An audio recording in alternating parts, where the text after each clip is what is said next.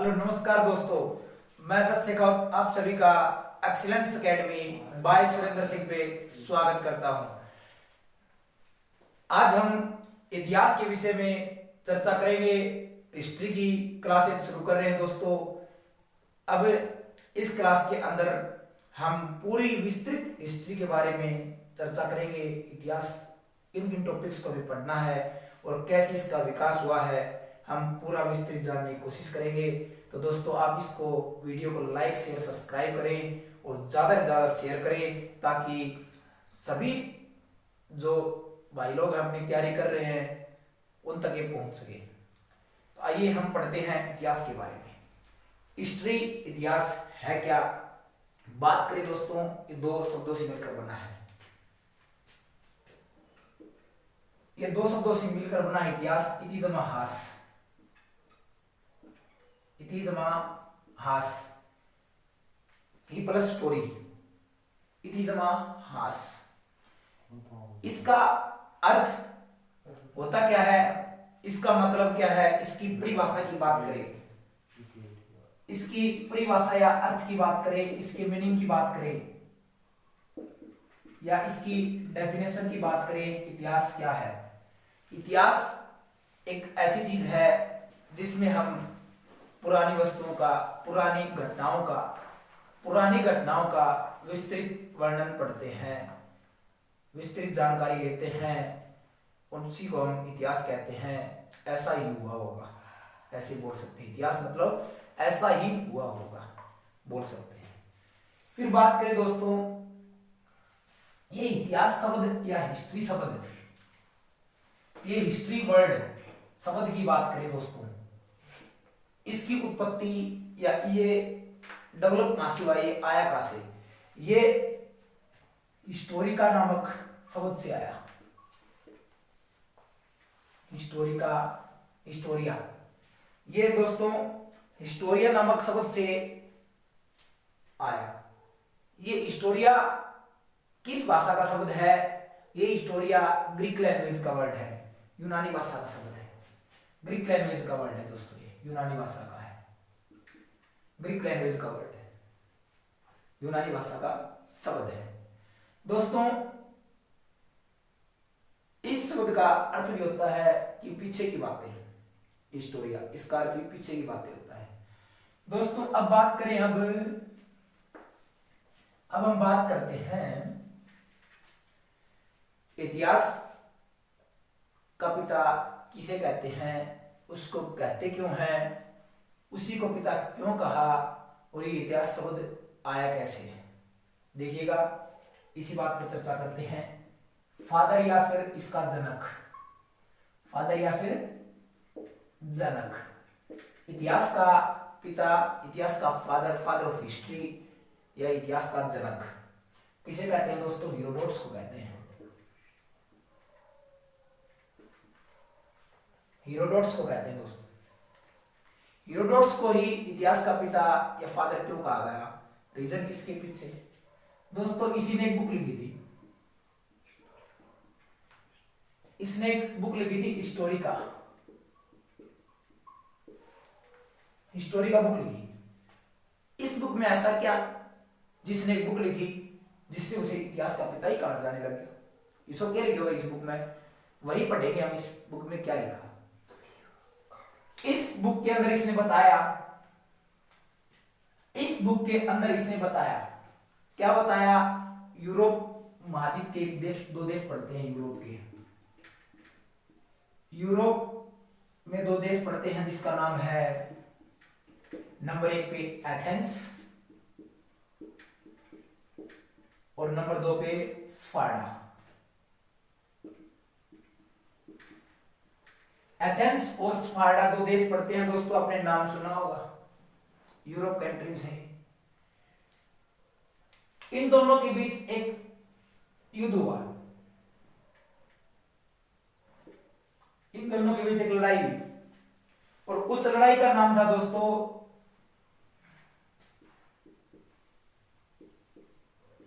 पैकोलिस का युद्ध, जिसको जाना गया पैकोलिस का युद्ध। दोस्तों पैकोलिस नामक स्थान के ऊपर ये युद्ध हुआ था दोनों देशों के बीच में, जिसे पैकोलिस का युद्ध कहा गया। दोस्तों इस युद्ध का हेरोडोटस ने इस हिस्टोरिका नामक किताब के अंदर, बुक के अंदर विस्तृत वर्णित किया, विस्तृत जानकारी दी, जिसके कारण इसे सिसरो ने, किसने कहा, सिसरो ने, जिसके कारण इसे सिसरो ने इतिहास का पिता कहा, जनक कहा। आपसे पूछ लिया जाए हिस्ट्री शब्द कहां से आया है? ग्रीक वर्ड हिस्टोरिया से आया है। आपसे पूछ लिया जाए फादर ऑफ हिस्ट्री, इतिहास का जनक किसे कहते हैं?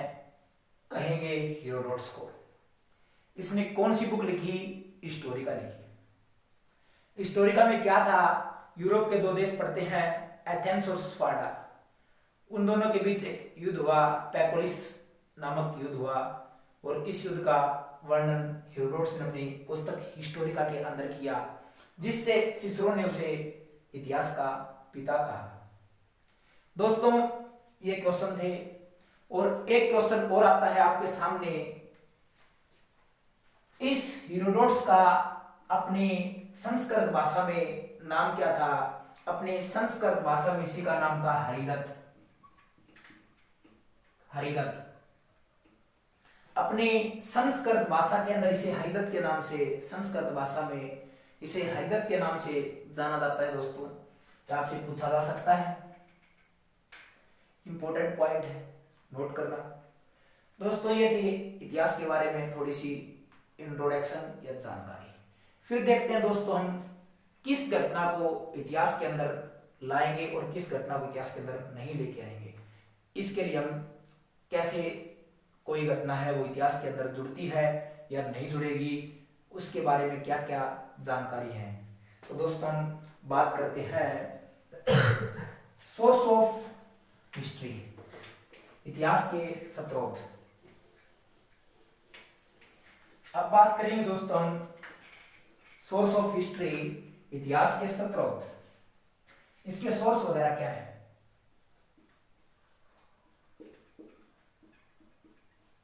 स्रोत। दोस्तों इतिहास के स्रोत की बात करें ना, तो सबसे पहले हम पढ़ेंगे आर्कियोलॉजिकल सोर्स, पुरातात्विक साक्ष्य। आर्कियोलॉजिकल सोर्स या पुरातात्विक साक्ष्य, ये दोस्तों होते क्या हैं? मैं यहां पे लिख देता हूं पुरातात्विक स्रोत। नंबर 1 पे पुरातात्विक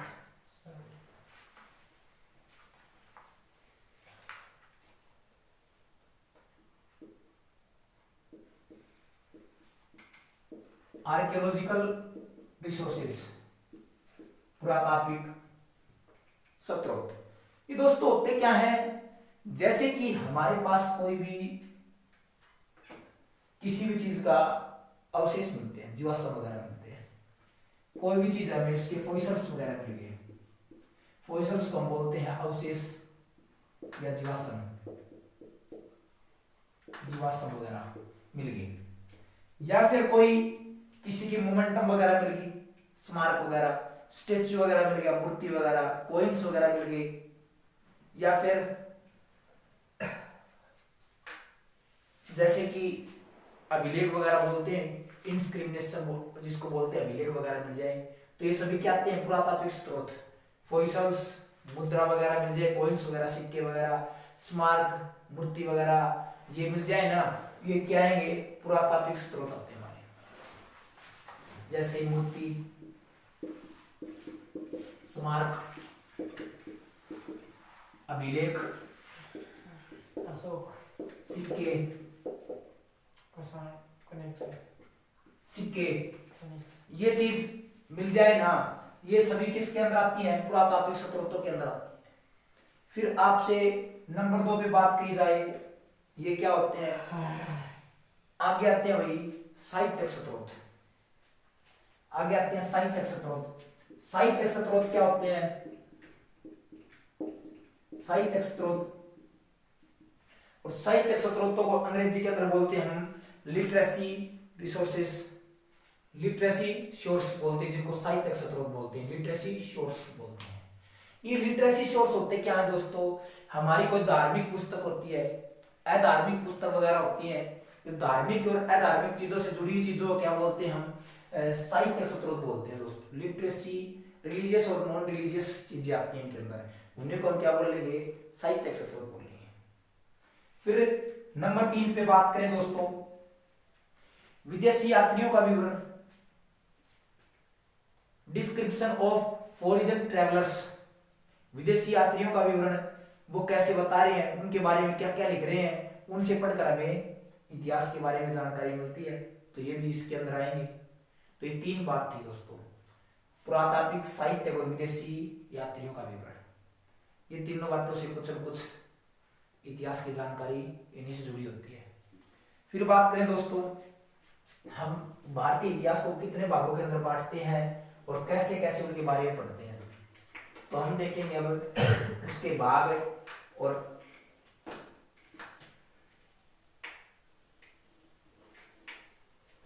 भारतीय इतिहास। दोस्तों भारतीय इतिहास की बात करें, इंडियन हिस्ट्री,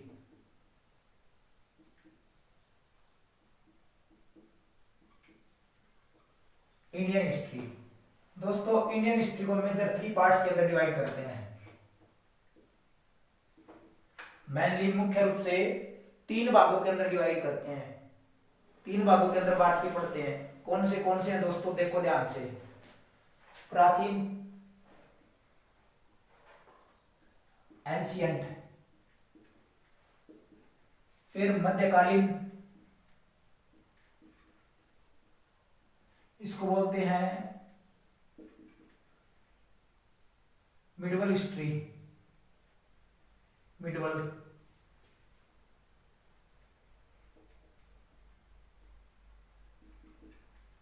मिडवल हिस्ट्री।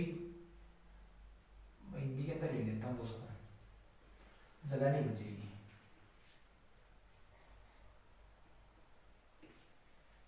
मध्यकालीन और आधुनिक, मॉडर्न हिस्ट्री। मैं इंग्लिश के अंदर ओनली बोल देता हूं दोस्तों। भारतीय इतिहास की बात करें दोस्तों, 3 भाग, 3 major parts. Number 1 ancient history, medieval history, modern history. प्राचीन इतिहास, मध्यकालीन इतिहास, आधुनिक इतिहास बोलते हैं दोस्तों। दोस्तों फिर बात करें अपना प्राचीन इतिहास, फिर से 3 भागों के अंदर बांटा गया है, फिर से 3 भागों के अंदर बांटा गया है दोस्तों। कौन से 3 भाग हैं देखेंगे हम अब, है क्या, इनके बारे में जानने की कोशिश करेंगे दोस्तों। अपना ये 3 भाग हैं, प्री हिस्टोरिक पीरियड, प्रागैतिहासिक काल, सबसे पहला आता है इसी के अंदर प्रागैतिहासिक काल।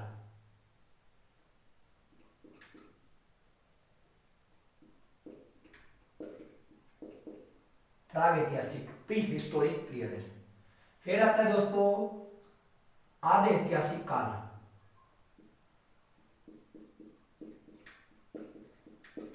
आधे ऐतिहासिक काल। फिर आता है दोस्तों ऐतिहासिक काल,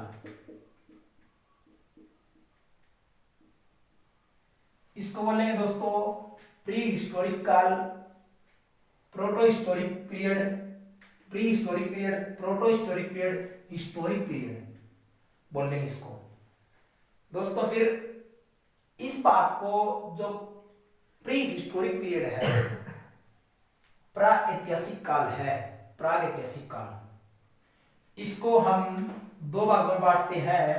इसको बोल लेंगे स्टोन एज, पाषाण काल, स्टोन एज, पाषाण काल,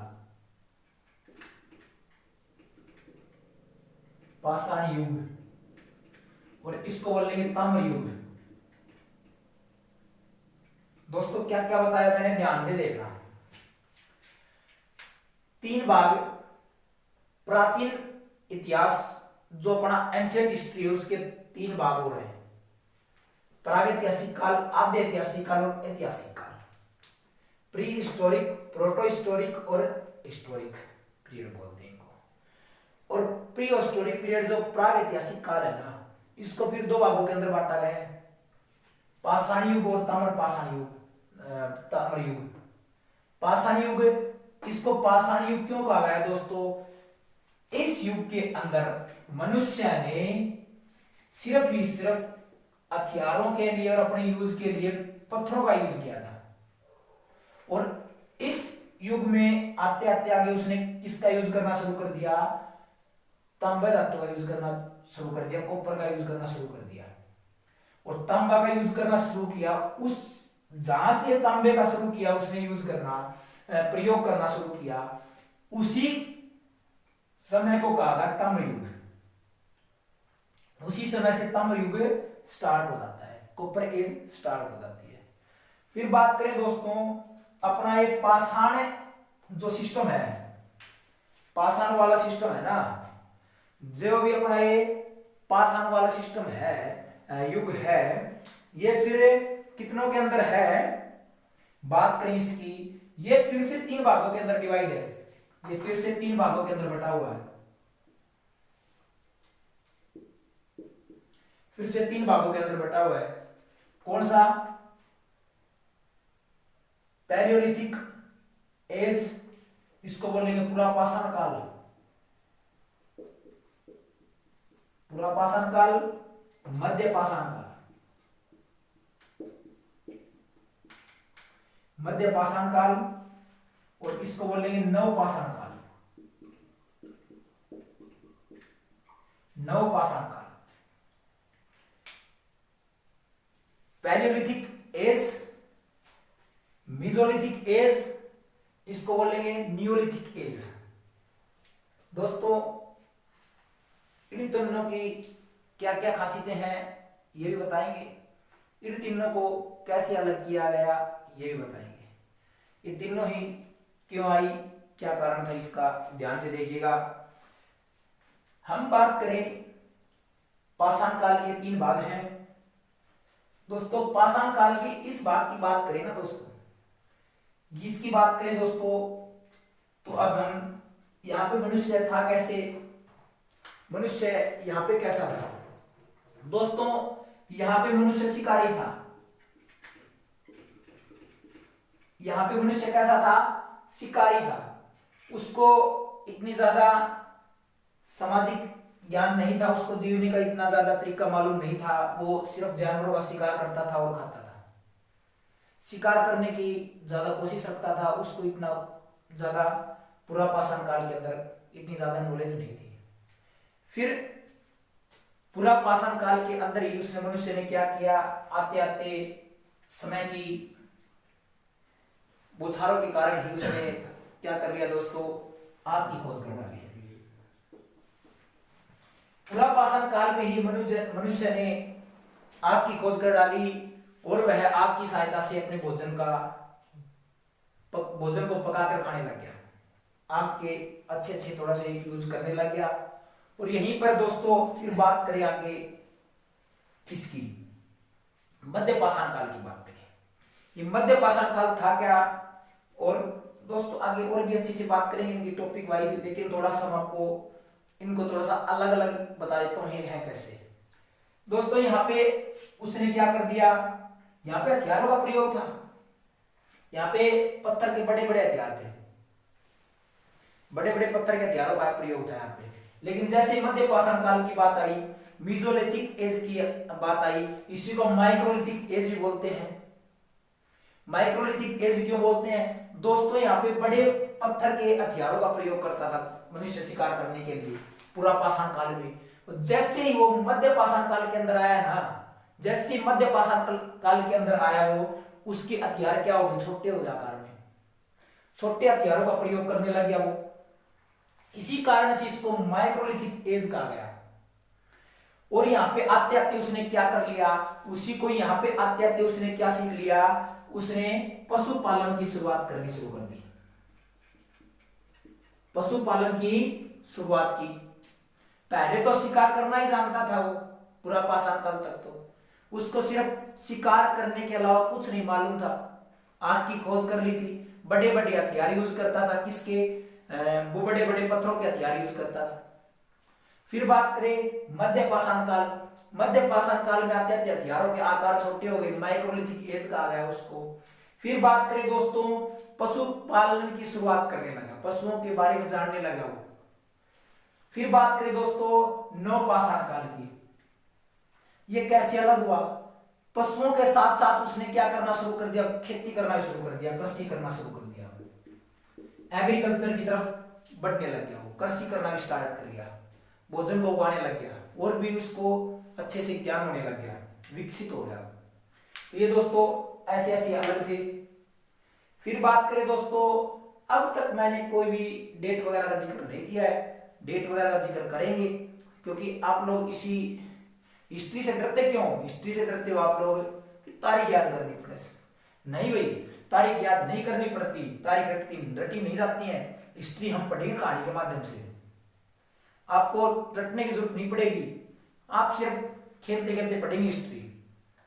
तो आप जुड़े रहिएगा इसी बात के साथ, हिस्ट्री पढ़ेंगे हम कहानी के साथ। देखिए दोस्तों, अब डेटों की बात करते हैं, थोड़ा सा ध्यान दिए भाई, थोड़ा सा ध्यान देना। हम डेटों के बारे में जानने की कोशिश करते हैं।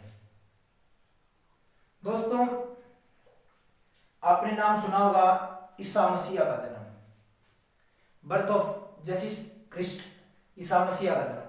दोस्तों, अपने भारत के अंदर ईसा मसीह का जन्म या फिर ईसा मसीह का जन्म 0 के अंदर मानते हैं। ईसा मसीह का जन्म कब मानते हैं?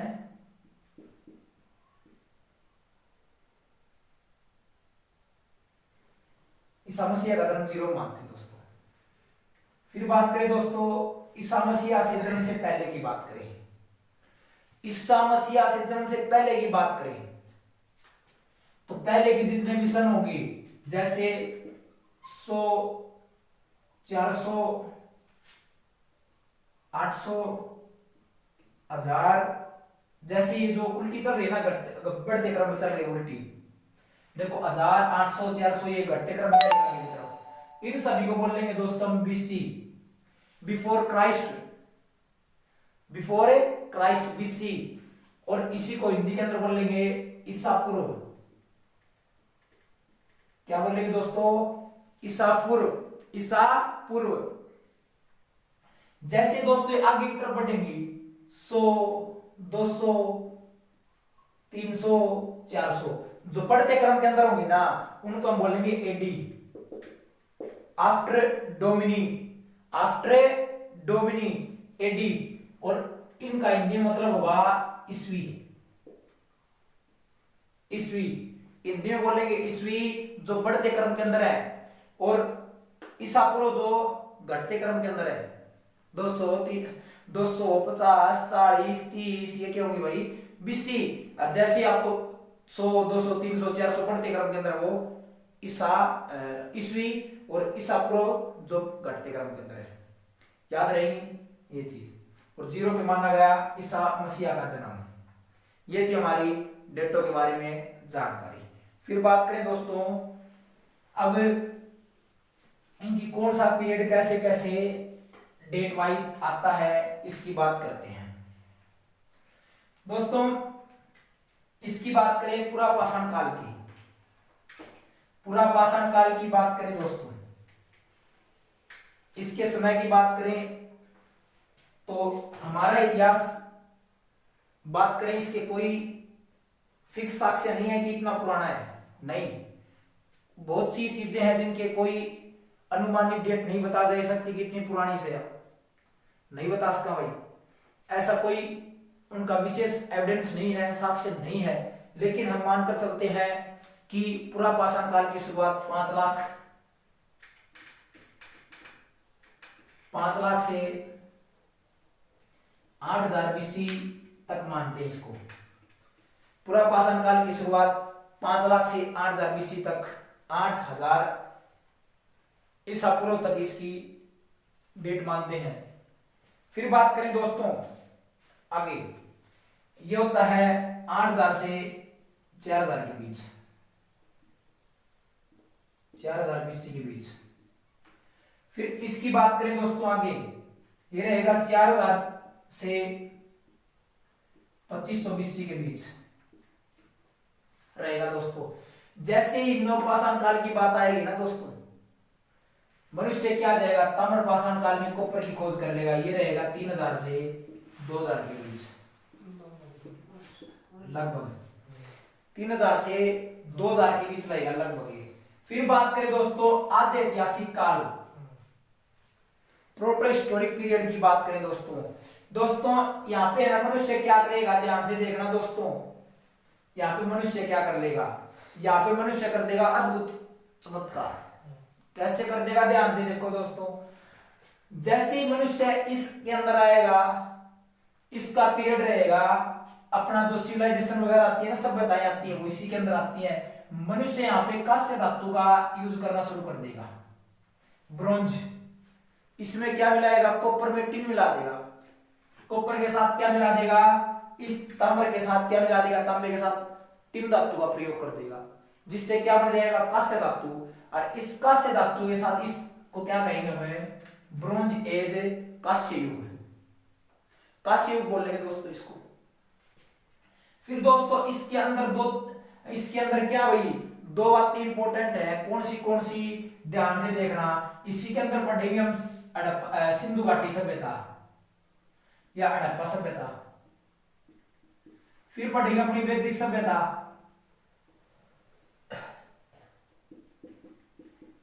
वैदिक सभ्यता भी इसी के अंदर पढ़ेंगे अपनी। और दोस्तों ये क्या थी, ये नगरीय सभ्यता थी या शहरी सभ्यता थी, और यह क्या थी, ग्रामीण सभ्यता थी अपने प्रकार की। या फिर आप ये जो टॉपिक पढ़ेगा उस समय बता देंगे आपको। लेकिन दोस्तों इसके समय काल की बात करें, ये 2500 से 1750 BC, और दोस्तों ये 1500 से 600 BC के आसपास ये इनका समय रहेगा। और दोस्तों फिर बात करें मध्यकाल में बात किया जाते हैं दोस्तों। और ये ऐतिहासिक की बात करें दोस्तों, ये ऐतिहासिक काल दोस्तों, ऐतिहासिक काल है, ऐतिहासिक काल ये वेरी वेरी इंपॉर्टेंट है। सारा वंश उड़े पढ़ाना, मौर्य वंश, गुप्त वंश, सारा जो अपना ये वंश पढ़ाना है, सारा उड़ाऊंगा मैं। सारा महान शासक है मैं पढ़ाऊंगा, सारा महाजनपद उड़ी पढ़ाऊंगा मैं, सारा उड़ी पढ़ाऊंगा। फिर कोई बात नहीं, बहुत बाद सारा इसमें आऊंगा। ये सभी रहेगा 600 BC है दोस्तों। स्टोन एज के भाग नंबर 2 पे बात करते हैं दोस्तों। माइक्रोलिथिक मेसोलिथिक पीरियड, मध्य पाषाण काल। दोस्तों इसका समय की बात करें, इसका समय 8000 BC से 4000 BC ईसा पूर्व के नाम से जानते हैं जिसको। दोस्तों इस काल में मनुष्य ने पशुपालन की शुरुआत कर दी। पशु के पालने की शुरुआत इस काल के अंदर मनुष्य ने शुरू कर दिया, और पहिए का आविष्कार कर लिया, पहिए का आविष्कार भी किया। फिर बात करें दोस्तों, मनुष्य औजारों का आकार मनुष्य का छोटा करने लग गया। पहले पूरा पाषाण काल की बात करें तो औजारों का आकार होता था बड़ा बड़ा, पत्थर के बने होते थे।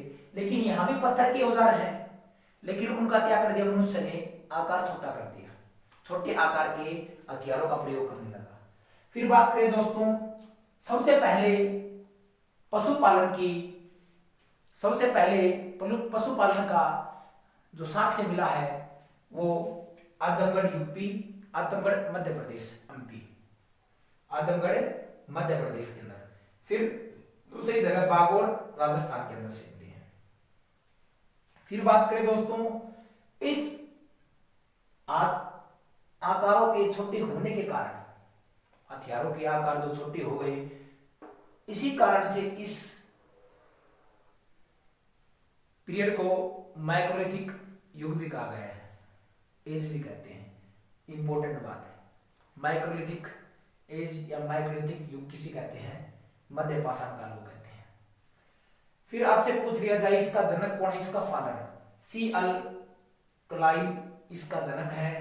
इसने 1867 एडी में विंध्य क्षेत्र का ना विंध्य पर्वतवाला क्षेत्र में इसने क्या किया, लघु उपकरण खोजे, छोटे उपकरणों की खोज की, इसलिए कहा जाता है।